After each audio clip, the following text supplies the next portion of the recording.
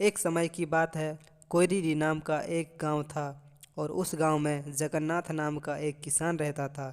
उसके पास सैकड़ों एकड़ ज़मीन और मजदूर थे, लेकिन वो खुद भी रोज़ मजदूरों के साथ खेत पर जाता था और ज़रूरत पड़ने पर खेती का काम भी करता था। उसके साथ अनिल नाम का एक वफादार कार्यकर्ता था। एक दिन जगन्नाथ को खेत में काम करते हुए अनिल ने देखा और उनसे कहा। साहब, आप जमींदार हैं। आपके पास सैकड़ों एकड़ जमीन है। आप ये सब काम क्यों कर रहे हैं?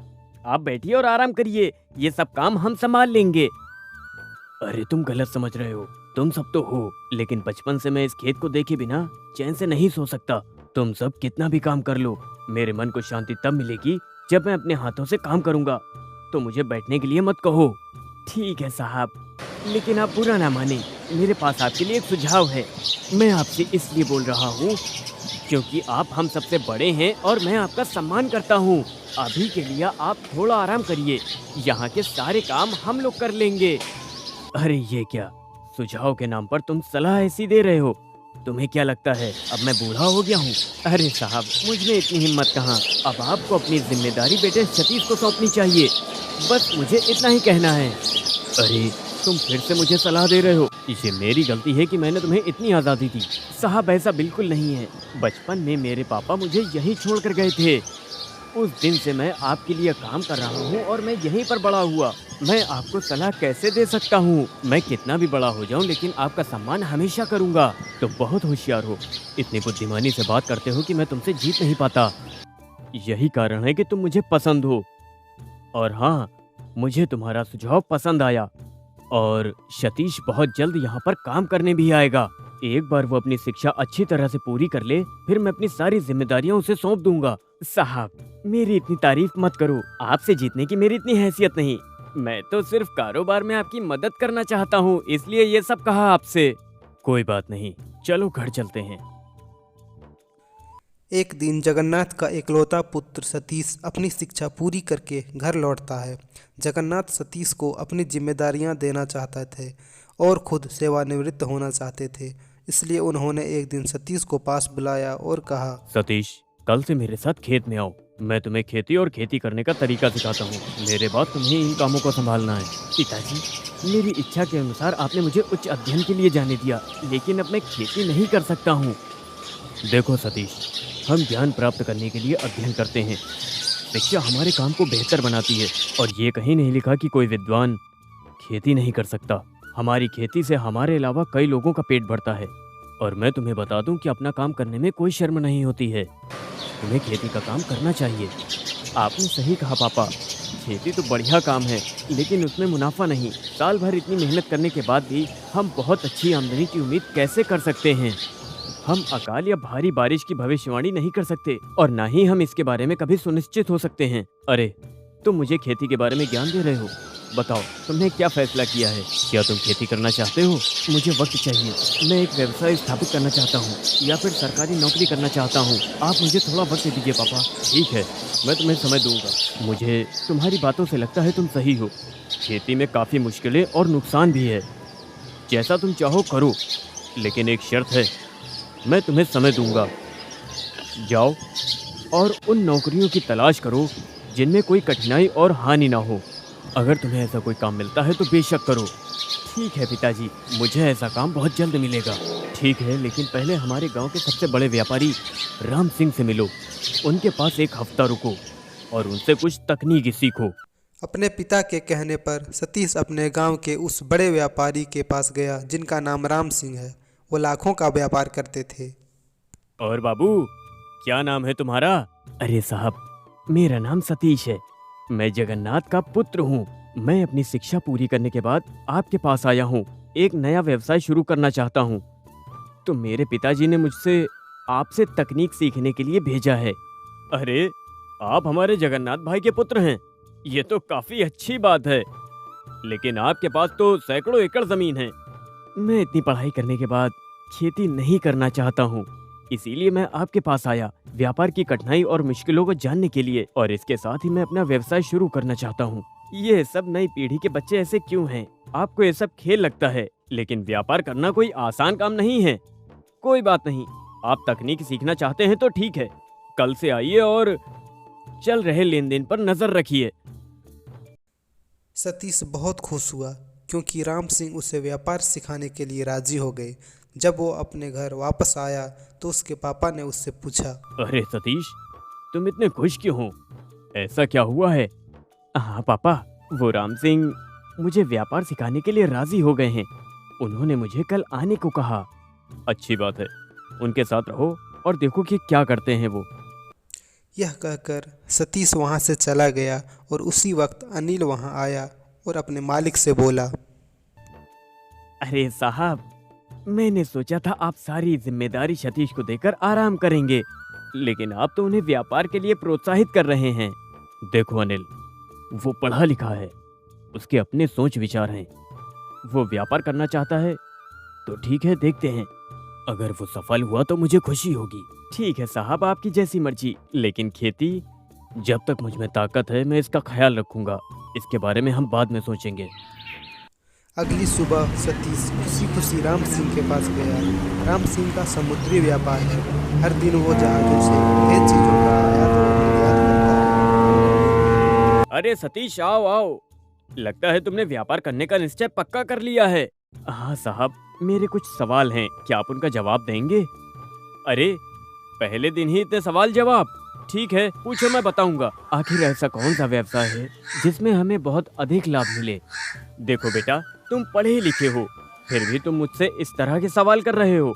सच कहूँ तो कोई भी व्यवसाय पहले जैसा लाभदायक नहीं होता है। हर जगह प्रतिस्पर्धा बढ़ गई है, व्यापारियों की संख्या बढ़ गई, कारोबार में भी अब सुख शांति नहीं बची है। आप ऐसा क्यों कह रहे हैं? आप तो व्यापार से पैसा कमा रहे हैं ना? हाँ, ये सच है, लेकिन मुझे समुद्री व्यापार से कभी भी नुकसान हो सकता है। अगर मुझे दूसरे देशों से सामान मंगवाना है तो मुझे लाखों रुपए का एडवांस देना पड़ता है। इसलिए मैं उन चीजों को खरीदने के लिए ब्याज पर पैसे लेता हूँ, ताकि मैं उनसे पैसे कमा सकूं और उसके बाद मैं अपना कर्ज भी चुका सकूं। इस तरह से मैं अपना सारा पैसा इस समुद्र के व्यापार में डाल रहा हूँ। इसलिए मुझे मन की शांति नहीं मिलती है और रात में मैं चैन से सो भी नहीं सकता हूँ। लेकिन इसमें मुनाफा तो बहुत है। देखो सतीश, अगर सब ठीक रहा, हमें मुनाफा हुआ तो सब खुश हो जाते हैं, लेकिन कभी कभी समुद्र में चक्रवात आते हैं और हमारा सारा माल खराब हो जाता है, तो हमारा पूरा पैसा डूब जाता है। इससे हमारा नुकसान भी बहुत होता है। हम व्यापारियों को सब कुछ सहन करना पड़ता है। सब व्यापार में लाभ और हानि होती है। तो फिर आप उन परिस्थितियों से कैसे निपटते हैं? अब तो आदत हो गई है। किसी भी धंधे में नफा और नुकसान तो बहुत आम बात हो गई है। हमें लाभ में भी खुशी होती है और जब हमें हानि होती है तब हम उसका भी सामना करते हैं। ये व्यापार का नियम है। हम अपना सारा काम बहुत मेहनत से करते हैं और जो कुछ भी बचता है हम उसमें खुश रहते हैं और अपने परिवार का पेट पालन करते हैं। राम साहब, मतलब आपका कहना है कि कृषि ही नहीं, व्यापार किसी भी तरह का हो, उसमें घाटा हो सकता है। नुकसान तो हर जगह है सतीश। हम ये नहीं कह सकते कि व्यापार अच्छा है तो दूसरे काम बुरे हैं। इसलिए हमारे बड़े बुजुर्गों ने कहा है तो सही कहा है। व्यापार में आ रही दिक्कतों की बात सुनकर सतीश का व्यापार करने का मन बदल गया, लेकिन खेती का काम करना भी उसे पसंद नहीं था। उसे समझ में नहीं आ रहा था कि वह क्या करे, इसलिए उसने राम सिंह से छुट्टी ले ली और कुछ और करने का इरादा लेकर घर वापस लौट आया। बेटे सतीश, तुम इतनी जल्दी आ गए? तुमने राम सिंह से सब कुछ सीख लिया क्या? नहीं पिताजी, राम सिंह की बात सुनकर मुझे एहसास हुआ कि व्यापार में भी खेती जितनी मुश्किलें हैं, व्यापार की भी अपनी अलग कठिनाइयां होती हैं, उसमें भी अनेक कष्ट उठाने पड़ते हैं। तो बेटा, अब तुम आगे क्या करना चाहते हो? पापा, आपने मुझे बहुत समय दिया है, लेकिन मुझे थोड़ा समय और चाहिए। अब मैं नौकरी करना चाहता हूँ। ठीक है, जैसा तुम चाहो, मैं तुम्हारे किसी काम में बाधा नहीं डालूंगा, लेकिन तुम्हें शर्त तो याद है ना? या अपनी दी हुई शर्त को भूल गए हो तुम? हाँ हाँ, याद है मुझे। जिस काम में मुझे कोई कठिनाई नहीं होगी, मुझे वैसा काम ढूंढना है, या फिर पूरी मेहनत से मुझे खेती का काम करना है। यही शर्त है ना? ठीक है, अब तुम जहाँ जाना चाहो जा सकते हो। सुधाकर के पास, वो मेरा बचपन का दोस्त है। वो बहुत दिनों से शहर में रहता है। मैं उसके पास जाकर सरकारी नौकरी करने की कोशिश करूंगा। पिता से अनुमति लेने के बाद सतीश अपने बचपन के दोस्त से मिलने शहर चला गया। अनिल जो ये सब बातें सुन रहा था, जगन्नाथ के पास आकर बोला। अरे साहब, सतीश फिर शहर जा रहा है। वो इतना जिद्दी क्यों है? वो आपकी बात क्यों नहीं सुनता? आखिर आप उसे रोकते क्यों नहीं? देखो अनिल, वो इस उम्र में कुछ नहीं समझेगा। उसके सर पर भूत सवार है। जब मेरी भी उम्र उसके जैसी थी, तब मैं भी इसके जैसा ही जिद्दी था।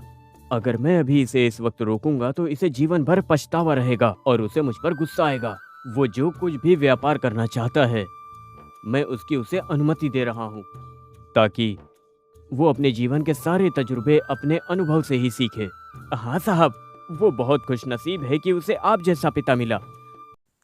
अब सतीश सीधे शहर गया और अपने बचपन के दोस्त सुधाकर से जाकर मिला। अरे सतीश, आओ बैठो। कैसे हो? क्या कर रहे हो आजकल? हमें मिले हुए लंबा समय हो गया। अरे रुको रुको, मुझे भी जवाब देने दो। मैं ठीक हूँ, तुम कैसे हो? चलो बैठकर बात करते हैं। क्या बताऊं दोस्त, इस काम में तो मुझे सांस लेने का भी समय नहीं मिलता। ये नौकरी तो अच्छी है, लेकिन मैंने इसे छोड़कर अब गांव में शांति से खेती करूंगा, यही फैसला किया है मैंने। क्या तुम ये सब छोड़ना चाहते हो? क्या तुम पागल हो गए हो? तुम्हें पता है मैं यहाँ क्यों आया था? अरे हाँ हाँ, मैं तुम्हें देखकर इतना उत्साहित हुआ कि पूछना ही भूल गया। बताओ, तुम यहाँ कैसे आए? कोई खास वजह? सतीश ने अपने पिता द्वारा रखी गई शर्त और राम सिंह के साथ के अनुभव के बारे में सब कुछ बता दिया। सुधाकर को सब बताने के बाद उसने पूछा। ये बात तो है सुधाकर, मैंने सोचा था कि तुम सरकारी नौकरी में हो तो मुझे नौकरी दिलाने में मेरी मदद करोगे तुम। लेकिन अब तुम भी नौकरी छोड़कर गांव में खेती की बात कर रहे हो। आखिर यहाँ से क्यों जाना चाहते हो तुम, वो भी खेती करने के लिए? सतीश, मैं तुम्हें बता दूं, सरकारी नौकरी के बारे में तुम जो भी सोचते हो वो सच नहीं है। ये आसान नहीं, एक युद्ध की तरह है। अगर बड़े अधिकारी नाराज हो गए तो हमारी शामत आ जाती है। ऐसे क्यों बोल रहे हो? तुम्हें इतना अच्छा वेतन मिलता है, काम और हैसियत भी तो मिलती है ना, फिर क्या तकलीफ है? हाँ हाँ, वो तो सब दिखावा है। लोग दिखते कुछ और होते कुछ और हैं। ये लगता आसान है, लेकिन मेरा विश्वास करो, ऐसा कुछ नहीं है। हाँ, सुविधाएं तो हैं, लेकिन शांति नहीं। ऊपर से ये काम थका देने वाला होता है। मेरा जो भी अनुभव है मैंने तुमको सब बता दिया है। अरे ऐसा तुम क्यों कह रहे हो? ऐसा है तो यहाँ लोग काम क्यों कर रहे हैं? अरे वो तो अपने परिवार की जरूरतों को पूरा करने के लिए, उनके पास और कोई रास्ता भी तो नहीं है। उन्हें यह करना ही होगा, चाहे पसंद हो या नहीं। अगर बड़े अधिकारी नाराज हो गए तो हमारी नौकरी जा सकती है। आपका प्रमोशन भी आपके सारे सीनियर्स के ऊपर ही निर्भर करता है। क्या बोल रहे हो सुधाकर? मैंने सोचा था तुम मेरी नौकरी दिलाने में मदद करोगे और मैंने अपने पिता की बात भी नहीं मानी। क्या तुम नौकरी करना चाहते हो मेरी तरह? मैं यहाँ खुश नहीं हूँ। मेरे लिए ये तो मजबूरी है, लेकिन तुम ऐसा क्यों करना चाहते हो? तुम बहुत ही होशियार हो। जैसा तुम्हारे पिता ने कहा, खेती में अपनी होशियारी दिखाओ और तरक्की करो। उसमें तो तुम खुद कई लोगों को नौकरी भी दे सकते हो। वो सब तो ठीक है, लेकिन उसमें मासिक आय नहीं मिलती। हमें तो हर महीने मिलती है, फिर भी हम खुश नहीं है। देखो ना, नौकरी पेशा लोगों का जीवन अनिश्चित है। वेतन हमारे परिवार को खिलाने के लिए पर्याप्त नहीं होता। नौकरी आज है, कल नहीं होगी तो तुम क्या करोगे? सुधाकर की बातें सुनकर सतीश की आंखें खुल गई।